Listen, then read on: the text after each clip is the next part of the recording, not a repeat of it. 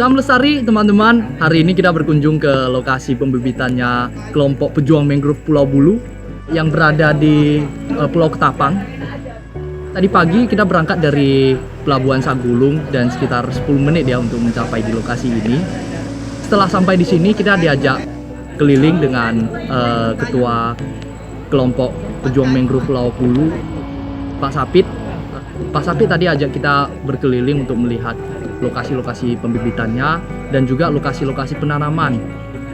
Pak Sapit juga menunjukkan beberapa lokasi yang dirusak ya, ada yang dirusak oleh alam, ada yang dirusak oleh manusia, dan setelah ini kita akan wawancara dengan Pak Sapit untuk mendengar beberapa kendala yang mereka hadapi dan juga semangat apa yang membuat mereka berjuang sampai saat ini.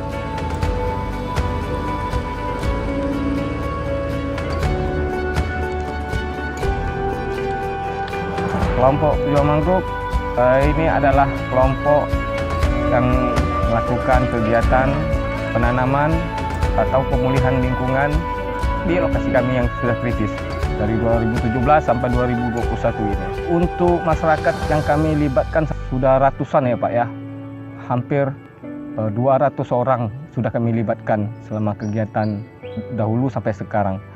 Kemudian untuk wilayah atau tanaman yang kami tanam hampir kurang lebih mau sekitar 400.000 batang.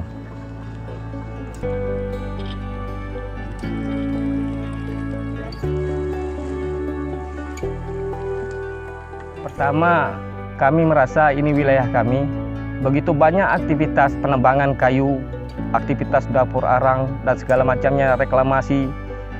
Sehingga kami merasa anak pribumi di sini bertanggung jawab karena begitu kritisnya lahan kami. Kami sendiri yang perintis-perintis untuk pemulihan hutan mangrove ini merasa susah mencari hasil tangkap nelayan. Jadi saya dan kawan-kawan coba untuk terjun langsung memperbaiki walaupun saat itu belum ada sentuhan apa-apa. Sampai kita juga dibilang orang gila ya, tumbuhan yang tumbuh sendiri, yang tak ada buah yang tak bisa dimakan dan segala macamnya,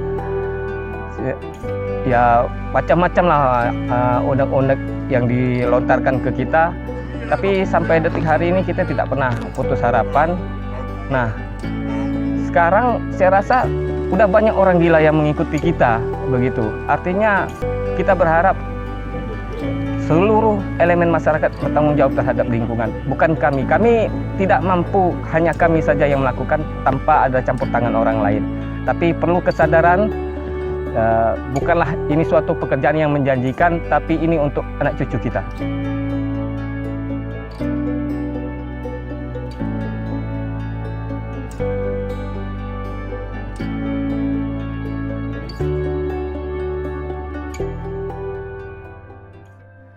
Jadi kalau untuk masalah kendala pasti di semua wilayah pasti ada.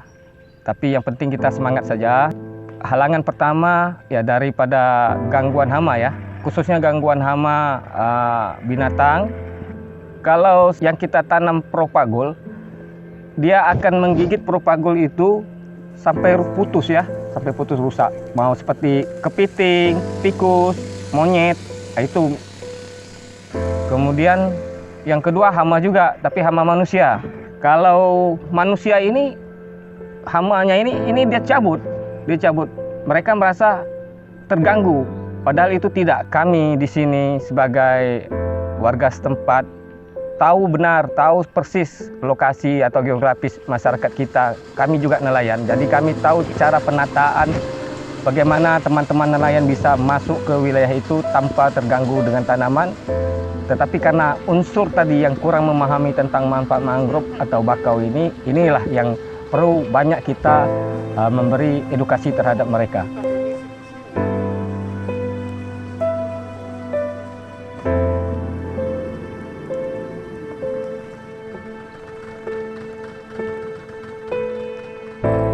Lokasi daerah kita ini ada suatu perusahaan bergerak di bidang peternakan dan pertanian dan petambakan. Jadi ada ternak babi, buaya, dan tambak udang dan ikan dan lain-lainnya. Itu tentu sangat mengganggu kalau untuk khusus ke dalam pencemaran udara, mengganggu pada masyarakat baunya. Kalau untuk masalah ke lingkungan, tentu pencemaran sungai-sungai banyak sekali yang ada di sini. Apalagi perusahaan tersebut lagi giat melakukan tambak udang, banyak hutan mangrove yang digarap berdasarkan mereka HGU ya. Sementara saat itu saya pernah meminta kepada mereka menunjukkan sebatas mana HGU mereka, belum pernah sepotong surat pun pemetaan HGU mereka menunjukkan kepada saya. Saya rasa walaupun mereka mengantongi HGU, tetapi dengan merusak hutan mangrove, mereka juga harus wajib melakukan pemulihan kembali. Nah, ini yang kita sarankan, tetapi mereka sampai detik hari ini tidak merespon apa yang pernah kita sampaikan. Sampai detik hari ini juga mereka masih melanjutkan untuk pembangunan kolam udang.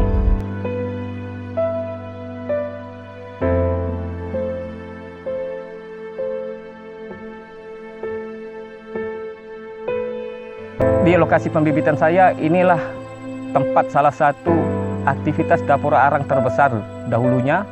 Sekian belas dapur arang, cuma mungkin sisa ada 3. Sengaja kami membuat suatu pembibitan di sini, mengubah image bosnya ini jangan dilihat dari sudut pandang yang lalu. Kita berharap di sini adalah tempat untuk pemulihan hutan bakau, hutan mangrove. Cuman kegiatan penebangan kayu arang masih ada beraktivitas di daerah kita. Pernah kita juga tegur, tetapi kayaknya tidak ada diindahkan.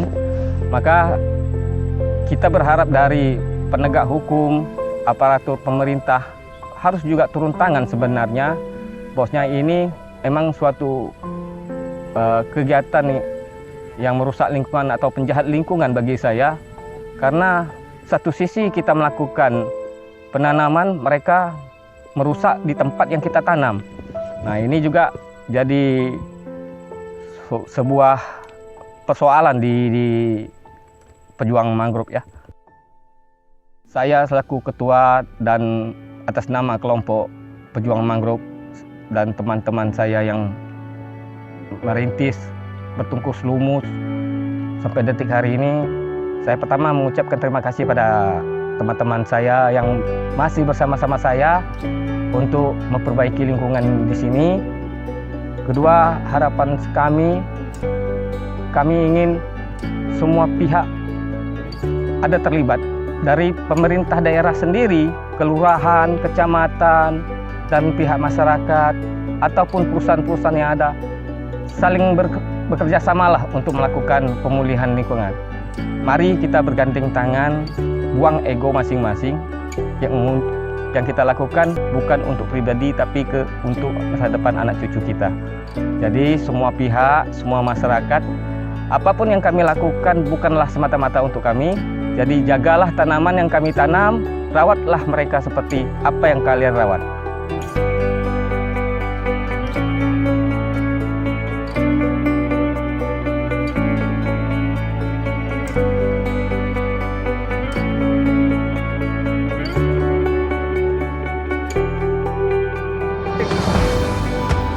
Seperti yang disampaikan oleh Pak Sapit, lingkungan hidup ini tidak hanya milik satu atau 2 kelompok masyarakat saja. Maka dari itu, dalam pelestariannya, kita membutuhkan kontribusi dari segala pihak. Tujuan utama dari perjalanan kali ini adalah bersilaturahmi antar NGO agar kita tetap bertuju pada visi yang sama dalam menjaga lingkungan. Terima kasih.